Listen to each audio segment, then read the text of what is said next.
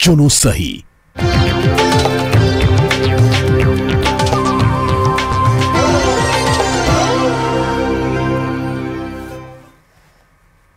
नमस्कार, सुबह के 8 बजने वाले हैं। वक्त हो चुका है महारो राजस्थान का। मैं हूं आपके साथ श्रुति श्रीवास्तव और इस वक्त की सबसे बड़ी खबर से आपको बुलेटिन की शुरुआत करने जा रहे हैं, जहां पर बताते चले कि जो परंपरागत सीट है यानी कि कांग्रेस की रायबरेली और अमेठी, रायबरेली से स्पष्ट हो चुका है कि राहुल गांधी इस बार चुनावी मैदान में ताल ठोकेंगे।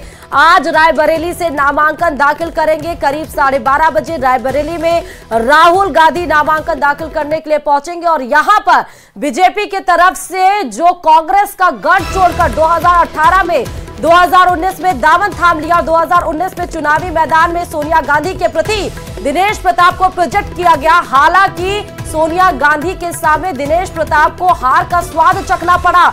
उन्हीं के ऊपर एक बार फिर से बीजेपी ने भरोसा जताते हुए 2024 में भी रायबरेली से उतारा है। तो वहीं रायबरेली और अमेठी को लेकर लगातार डिस्कशन हो रहे थे, क्योंकि 5वें चरण में रायबरेली और अमेठी में चुनाव होना है और नामांकन की आज आखिरी तारीख है। इस बीच में अब सस्पेंस खत्म, अब मुहर लग चुकी है स्पष्टता की कि रायबरेली से राहुल गांधी इस बार चुनावी ताल ठोकेंगे। रायबरेली से राहुल गांधी इस बार चुनावी मैदान में है। तो रायबरेली उत्तर प्रदेश की सबसे हॉट सीट मानी जा रही है, क्योंकि वो परंपरागत सीट जिसमें बीजेपी हमलावर थी कि उस पर कांग्रेस लड़ना नहीं चाह रही है। आत्मविश्वास अपना बीजेपी ऐसा प्रहार कर रही थी कि कांग्रेस अपना आत्मविश्वास खो चुकी है। तो सोनिया गांधी के समझाने के बाद आखिरकार राहुल गांधी ने रायबरेली से हुंकार भरने की सोच ली। आज 12:30 बजे जब नामांकन का आखिरी तारीख है तो वहां पर नामांकन दाखिल करने के लिए 12:30 बजे पहुंचेंगे राहुल गांधी। इसके पहले हो सकता है कि शक्ति प्रदर्शन भी किया जाए, क्योंकि खबर यह भी आ रही है कि आज नामांकन दाखिल करने में बहन प्रियंका गांधी भी मौजूद रहेंगी।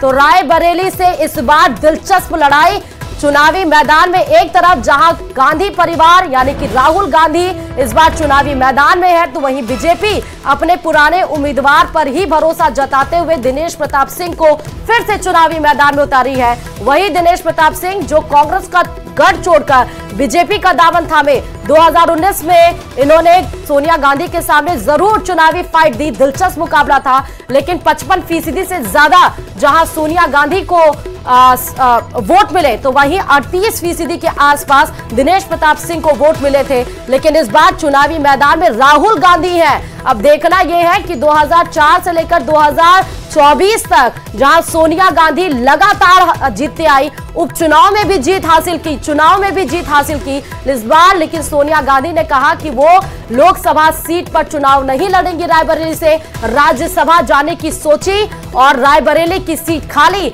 लेकिन इस बार भी गांधी परिवार से राहुल गांधी चुनावी मैदान में है। वो राहुल गांधी जो वायनाड से पहले ही नामांकन दाखिल कर चुके हैं। 5वें चरण में 20 मई को जहां रायबरेली अमेठी में चुनाव होना है, तो रायबरेली में राहुल गांधी इस बार हुंकार भरने वाले चुनावी मैदान में। तो बहुत ही दिलचस्प मुकाबला होने वाला है। दिनेश प्रताप सिंह एक तरफ बीजेपी से, तो वहीं राहुल गांधी, दिनेश प्रताप सिंह वर्सेस राहुल गांधी का ये जो मुकाबला है वो देखना होगा। क्या रायबरेली का जो गढ़ है, जो परंपरागत सीट है, वो एक बार फिर से खाते में दर्ज करने जा रही है या नहीं? राहुल गांधी का असर रायबरेली तक पहुंचेगा या फिर नहीं? क्या अपनी परंपरागत सीट को राहुल गांधी बचा पाते हैं या फिर नहीं? या फिर दिनेश प्रताप सिंह जो कांग्रेस का दामन छोड़कर बीजेपी का दामन थामे, 2019 में स्वाद चखना पड़ा उन्हें हार का, क्या 2024 में इस बार जीतेंगे या फिर नहीं?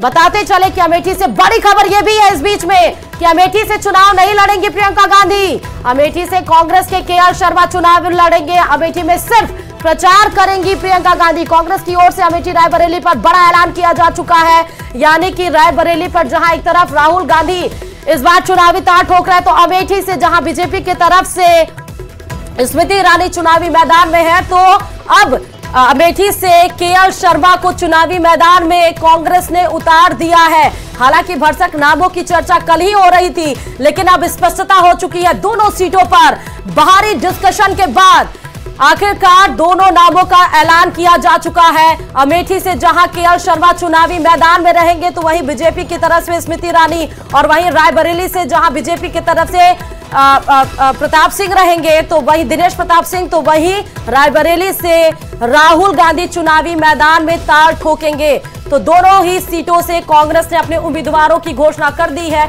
आज नामांकन के आखिरी दिन में देखना होगा कि किस तरह कांग्रेस अपना शक्ति प्रदर्शन अमेठी और रायबरेली में करती है। फिलहाल चलिए खबरों में आगे बढ़ते हुए बताते चले कि दौसा से बड़ी खबर यह है, नांदरी गांव में ग्रामीणों का तांडव हत्या के आरोपी के घरों पर देखने को मिला। इस तरह से क्योंकि हत्या के आरोपी के घरों में आग लगाई गई, तोड़फोड़ की गई। ग्रामीणों ने घर में जमकर तोड़फोड़ की है। एलईडी सिलेंडर जैसे घरेलू जो सामान है उनको बाहर फेंक दिया गया है। खेती के काम में आने वाला वाहन जुगाड़ में भी लगाई गई है। मौके पर भारी पुलिस जाब्ता वहां पर मौजूद है। पुलिस जब पहुंची तो उनके ऊपर भी पथराव किया गया। पुलिस के गाड़ी में भी तोड़फोड़ की गई। रात भर भारी संख्या में आरएसी और पुलिस का अमला वहां पर मौजूद रहा। गांव में अभी भी तनावपूर्ण हालात बताए जा रहे हैं। हत्या के आरोपी जगराम मीणा के 4 घरों में एक भी सदस्य मौजूद नहीं है। आरोपी के परिजनों ने खुद ही सुरक्षित स्थान पर पलायन कर लिया है। अभी भी निकल रहा है घरों में अनाज और चारे से धुआं।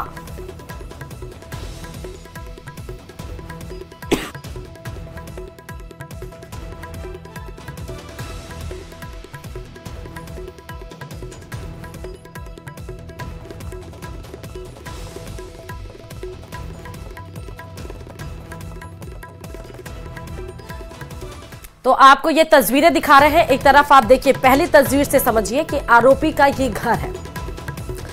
जो आरोपी है वो पुलिस के शिकंजे में है, पुलिस के पास है। पुलिस उसके ऊपर कार्रवाई कर रही है। 5 दिन पहले इसी आरोपी ने गांव की एक महिला की हत्या कर दी थी। ग्रामीणों ने आक्रोशित होकर रात में आगजनी की, तोड़फोड़ की। खबर पर संवाददाता आशीष जुड़े हुए हैं। आशीष, 2 तस्वीरें हम दिखा रहे हैं। एक आरोपी के घरों को जलाया गया, दूसरी तस्वीर आरोपी के घर के सामानों को बाहर फेंक दिया गया। अभी वहां से आप जानकारी लेटेस्ट क्या देंगे? बिल्कुल, मौके पर स्थिति की बात करें तो पूरे गांव में तनावपूर्ण माहौल है। हालांकि शांति है, पूरा गांव में सुनसान है। अधिकतर लोग घरों में नहीं है। जो गांव वाले थे जिन्होंने रात को तांडव मचाया था वो भी इस गांव से फरार हो चुके हैं, क्योंकि पुलिस ने देर रात दबिश देना शुरू किया था। पुलिस के आला अधिकारी यहाँ पर मौजूद थे और उन्होंने जैसे दबिश देना शुरू किया तो जो गांव के जो नवयुवक वर्ग के जो लोग लड़के थे वो यहाँ से पूरी तरह फरार हो चुके हैं। और जो आरोपी था जगराम मीणा, इसने 6 दिन पहले एक गांव की एक महिला की हत्या कर दी थी और उसके बाद में पुलिस ने उस आरोपी को गिरफ्तार भी कर लिया था। लेकिन गांव वालों ने कल शाम एक पंचायत की और पंचायत में निर्णय लिया कि जो हत्या के आरोपी हैं उसके परिजनों को सबक सिखाना है और उसी उद्देश्य को ध्यान में रखते हुए रात को पूरी तरह हमला बोल दिया उनके घरों पर। एक जो मुख्य घर था जगराम मीणा का, उस पर ज्यादा तांडव मचाया गया है। साथ ही उसके जो भाई बंधों के जो घर हैं वहां पर भी तांडव मचाया गया है। एक जो कृषि कार्य में जो एक वाहन उपयोग में लिया जाता है जुगाड़, उसको आग के हवाले किया गया है। घर में रखी बाइक को आग के हवाले किया गया है। अनाज को जलाया गया है, चारे जलाए गए हैं और जो मकान की जो छत है उसको भी पूरी तरह तोड़ दिया गया है। जगराम मीणा की जो ये छत है इसको भी पूरी तरह तोड़ दिया गया है और मकान में चारों तरफ आग लगाई गई है। जो सिलेंडर और टेलीविजन आदि जो रखे हुए थे उनको बाहर फेंक दिया गया है। अलमारियों को निकाल के बाहर फेंका गया है। कुल मिलाकर ये कहा जा सकता है कि रात भर जमकर तांडव मचाया गया है और इस तांडव मचाने वाले जो लोग थे जिन्होंने अपनी आग लगाई है वो खुद भी इस पूरे घटनाक्रम में झुलस गए हैं। करीब 7 से 8 लोग चिकराई अस्पताल में रात के समय पहुंचे थे। जैसे ही उनको पता लगा कि पुलिस यहाँ पर आ रही है तो वो बिना इलाज कराए फरार हो गए। उसके बाद में वो दौसा जिला अस्पताल में पहुंचे हैं 3 लोग, लेकिन वहां पर भी जैसे ही पुलिस पहुंची तो वो वहां से भी फरार हो गए। अब वो कहां पर उपचार ले रहे हैं यह अभी जानकारी नहीं मिल पा रही है। लेकिन पूरे घटनाक्रम में करीब आधा दर्जन से अधिक ग्रामीण झुलसे हैं और वो किसी निजी अस्पताल या फिर कहीं निजी जगह पर इलाज ले रहे हैं। बहुत बहुत शुक्रिया आशीष, आपसे लेटेस्ट अपडेट लेते रहेंगे। फिलहाल तमाम जानकारी देने के लिए शुक्रिया।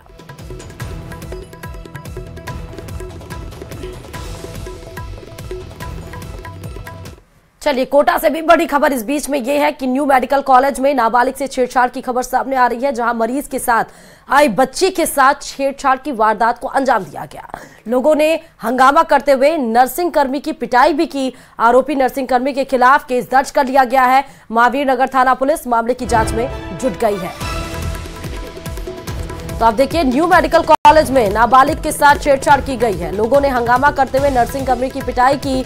मरीज के साथ आई नाबालिग बच्ची के साथ छेड़छाड़ की वारदात को अंजाम दिया गया। फिलहाल मरीज के साथ आई बच्ची के साथ छेड़छाड़ की यह खबर आपको कोटा से बता रहे हैं। लोगों ने हंगामा करते हुए नर्सिंग कर्मी की पिटाई की। महावीर नगर थाना पुलिस मामले की जांच में जुट गई है। आरोपी नर्सिंग कर्मी के खिलाफ केस भी दर्ज कर लिया गया है।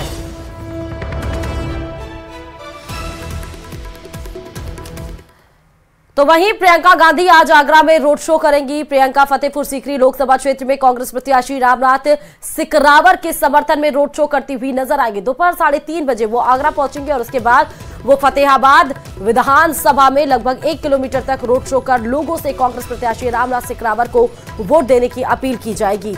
बताते चले कि फतेहपुर सीकरी लोकसभा सीट पर बीजेपी के राजकुमार चाहर और कांग्रेस के रामनाथ सिकरावर के बीच महामुकाबला है और इस महामुकाबला को चुनावी वोट में तब्दील करने के लिए प्रियंका गांधी रोड शो करेंगी। और बड़ी खबर इस बीच में आपको लोकसभा चुनाव में बताते चले कि प्रधानमंत्री नरेंद्र मोदी का आज तूफानी प्रचार होने जा रहा है। पश्चिम बंगाल में आज पीएम मोदी की 3 बड़ी रैलियां आयोजित की गई हैं। वर्धमान, कृष्णानगर और बोलपुर में रैली करते हुए नजर आएंगे पीएम मोदी। शाम 5 बजे झारखंड के सिंहभूम में भी रैली करेंगे। सिंहभूम में चुनावी जनसभा को संबोधित करेंगे पीएम मोदी। तो पश्चिम बंगाल से लेकर झारखंड तक आपको पीएम मोदी का रोड शो और साथ ही जनसभा में चुनावी हुंकार भरते हुए पीएम मोदी नजर आएंगे। लोकसभा चुनाव में जहां अभी 2 चरण पूर्ण हो चुके हैं, तो वहीं बाकी चरणों में पीएम मोदी ताबड़तोड़ तरीके से चुनावी प्रचार में जुट गए हैं।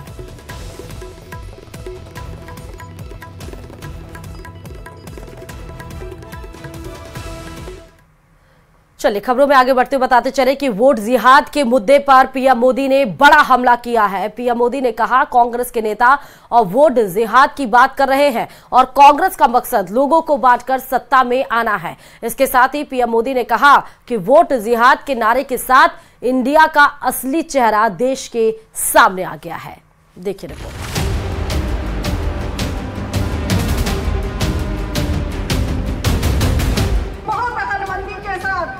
जल्दबाजी न होके, बहुत खामोशी के साथ एक साथ होके वोटों का जिहाद करो। अब इंडी गठबंधन ने मुसलमानों से वोट जिहाद करने को कहा है। 24 के लोकसभा चुनाव में अब वोट जिहाद भी एक बड़ा मुद्दा बन गया है। यूपी के फर्रुखाबाद में सलमान खुर्शीद की भतीजी और समाजवादी पार्टी के नेता मरिया आलम खान ने वोट जिहाद का जो नारा दिया, अब बीजेपी ने उसे बड़ा मुद्दा बना लिया है। खुद प्रधानमंत्री नरेंद्र मोदी अपनी चुनावी रैलियों में इसका जिक्र कर रहे हैं। इंडी गठबंधन ने मुसलमानों से वोट जिहाद करने को कहा है। अब बताइए, हमने लव जिहाद सुना था, लैंड जिहाद सुना था और वोट जिहाद, और वो भी पढ़े लिखे मुसलमान के परिवार से बात आई है। सामान्य मदरसा से निकले हुए किसी बच्चे ने नहीं कहा है। हाईली क्वालिफाइड फैमिली और कांग्रेस के वरिष्ठ पद पर बैठे हुए परिवार, ये मुसलमान परिवार ने कहा है, नारा दिया है वोट जिहाद करो। लव जिहाद, लैंड जिहाद के बाद अब वोट जिहाद पर सबसे बड़ी बहस शुरू हो गई है। पीएम मोदी से लेकर विपक्ष के INDIA गठबंधन पर सीधा हमला कर रहे हैं। अब आपको हम सलमान खुर्शीद की भतीजी मारिया आलम खान का वो बयान भी सुनवाते हैं, जिसके बाद बीजेपी को बैठे बिठाए वोट जिहाद का मुद्दा मिल गया है। बहुत अकलमंदी के साथ, बहुत जल्दबाजी न होके, बहुत खामोशी के साथ एक साथ होके वोटों का जिहाद करो, क्योंकि हम सिर्फ वोटों का जिहाद कर सकते हैं और इस संघी सरकार को भगाने का काम कर सकते हैं। दरअसल ये बयान मारिया आलम खान ने फर्रुखाबाद में समाजवादी पार्टी के प्रत्याशी के प्रचार के दौरान दिया था। जिस वक्त मारिया वोट जिहाद की बात कर रही थी, उस पर मंच पर सलमान खुर्शीद भी मौजूद थे, जिसके बाद सलमान खुर्शीद और मारिया पर आचार संहिता उल्लंघन का मामला दर्ज किया गया। हालांकि समाजवादी पार्टी इस मुद्दे पर मारिया का बचाव करती नजर आई। लोगों को जिहाद की डेफिनेशन मालूम नहीं है, उसकी परिभाषा क्या है। जिहाद बुराइयों को रोकने के लिए होता है, जिहाद अच्छे काम करने के लिए होता है, जिहाद इंसानियत को फरोग देने के लिए होता है, जिहाद प्यार मोहब्बत को फरोग देने के लिए होता है। हमारी भी जो रूलिंग पार्टी है उसने हमेशा नफरतों की सौदागरी करी, हिंदू मुसलमान कर करके वोट हासिल करते रहे। अब वो हिंदू मुसलमान चल नहीं पा रहा, तो अब ये जिहाद लफ्ज लिया है। अब जिहाद को ऐसा बना दिया है कि जिहाद का नाम आती एक दिमाग में ये इमेज बन जाए हमारे हिंदू भाइयों के कि कोई मुसलमान तलवार लिए खड़ा है। हालांकि समाजवादी पार्टी के मुखिया अखिलेश यादव भी मारिया के वोट जिहाद वाले बयान का बचाव कर चुके हैं। बड़ी बात यह है कि अखिलेश को इस बयान में कुछ भी गलत नजर नहीं आया। हालांकि बीजेपी ने अब इसे बड़ा मुद्दा बना लिया है।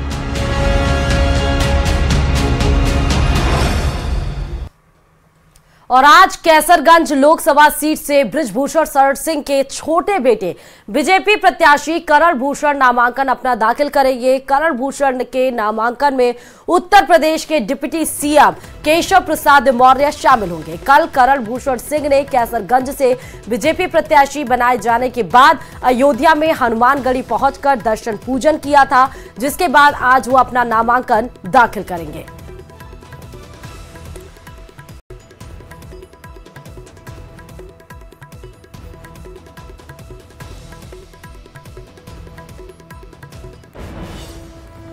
और वहीं पाकिस्तान के इमरान खान सरकार में मंत्री रहे चौधरी फवाद हुसैन के राहुल गांधी का समर्थन करने पर खड़ा हुआ सियासी बखेड़ा भड़कता ही जा रहा है।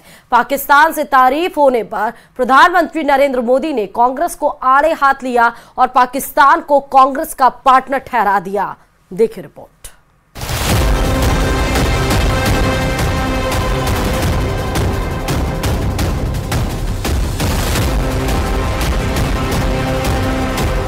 पाकिस्तान के नेता चौधरी फवाद हुसैन ने राहुल गांधी की तारीफ क्या की। कांग्रेस देश में बुरी तरह घिर गई। बीजेपी आरोपों के पहाड़ लेकर कांग्रेस पर टूट पड़ी और खुद प्रधानमंत्री ने गुजरात के आणंद की एक रैली में चुनाव में पाकिस्तान को कांग्रेस का जोड़ीदार बता दिया। वजह ये है कि यहाँ कांग्रेस मर रही है और वहाँ पाकिस्तान रो रहा है। कांग्रेस के लिए अब पाकिस्तानी नेता दुआ कर रहे हैं। शहजादे को प्रधानमंत्री बनाने के लिए पाकिस्तान उतावला है। पाकिस्तान और कांग्रेस की ये पार्टनरशिप अब पूरी तरह एक्सपोज हो गई है। 2 दिन पहले चौधरी फवाद हुसैन ने सोशल मीडिया प्लेटफॉर्म एक्स पर राहुल गांधी का एक वीडियो शेयर किया। उस वीडियो में राहुल गांधी राम मंदिर के प्राण प्रतिष्ठा समारोह को लेकर बीजेपी पर तीखा हमला बोल रहे थे। बीजेपी ने राम मंदिर का उद्घाटन किया। आपने उद्घाटन में एक गरीब व्यक्ति का चेहरा देखा, किसान दिखा, मजदूर दिखा, बेरोजगार युवा दिखा। आज समझिए ये नरेंद्र मोदी जी 2-3% के लिए काम करते हैं। चौधरी फवाद हुसैन पाकिस्तान के वो नेता हैं जिन्होंने साल 2020 में इमरान खान की सरकार में मंत्री रहते हुए पाकिस्तान की संसद में सीना ठोक कर कहा था कि पुलवामा हमला पाकिस्तान की बहुत बड़ी कामयाबी है। उन्हीं चौधरी फवाद हुसैन ने राहुल गांधी के इस भाषण की तारीफ की और लिखा, राहुल ऑन फायर। इसके बाद पहले से गरमाए चुनावी माहौल में आग लग गई। केंद्रीय मंत्री और कर्नाटक के धारवाड़ से बीजेपी उम्मीदवार प्रहलाद जोशी ने तो कांग्रेस को सिर्फ पाकिस्तान ही नहीं बल्कि चीन से भी समर्थन मिलने का दावा कर दिया। इन आरोपों पर कांग्रेस भी चुप नहीं बैठी। उसने प्रधानमंत्री के पाकिस्तान से रिश्ते पर सवाल उठा दिया।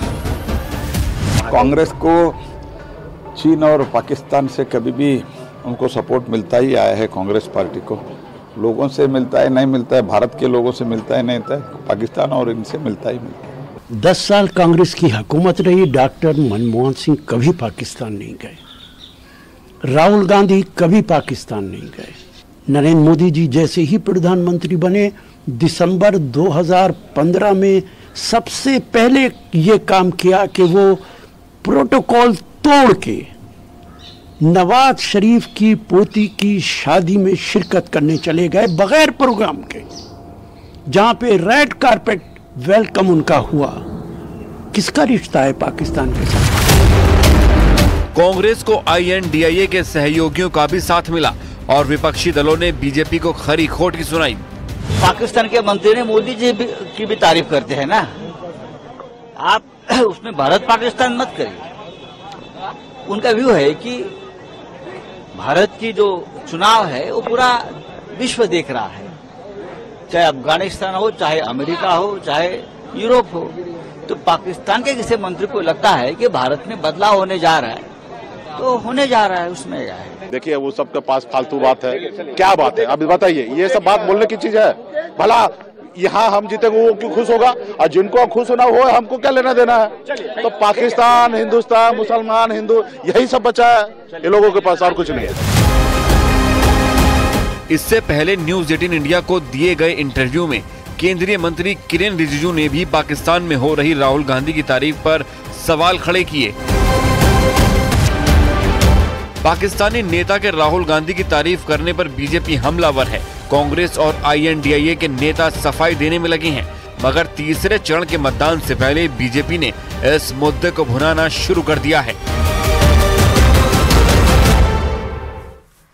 चलिए, इस बीच में जयपुर से बड़ी खबर ये आ रही है कि आचार संहिता के फेर में परिणाम फंस गया है। परिणाम 10वीं और 12वीं बोर्ड की परीक्षा का फंसा है। दरअसल परिणाम जारी नहीं कर रहा है माध्यमिक शिक्षा बोर्ड। आचार संहिता के नाम पर ये रिजल्ट जारी नहीं हो रहा है। 10th और 12th क्लास के बोर्ड के जो रिजल्ट्स है, राज्य के 19 लाख विद्यार्थी बेसब्री से अपने रिजल्ट का इंतजार कर रहे हैं। हर साल मई, मध्य या जून के प्रथम सप्ताह में परिणाम जारी हो जाते हैं, लेकिन इस बार चुनावी आचार संहिता के चलते देरी से परिणाम आएगा। माध्यमिक शिक्षा बोर्ड का तर्क है सरकार और चुनाव आयोग से अनुमति लेकर ही परिणाम जारी करेंगे। तर्क कितना, अब बेसब्री का इंतजार लंबा होता जा रहा है। फिलहाल माध्यमिक शिक्षा बोर्ड ने तर्क दिया है कि सरकार और चुनाव आयोग से लेकर ही परिणाम जारी करेंगे, लेकिन परिणाम कब जारी होंगे इसके लिए 10th और 12th क्लास के जो स्टूडेंट्स और छात्र हैं वो अपने रिजल्ट को लेकर बेसब्री से इंतजार कर रहे हैं।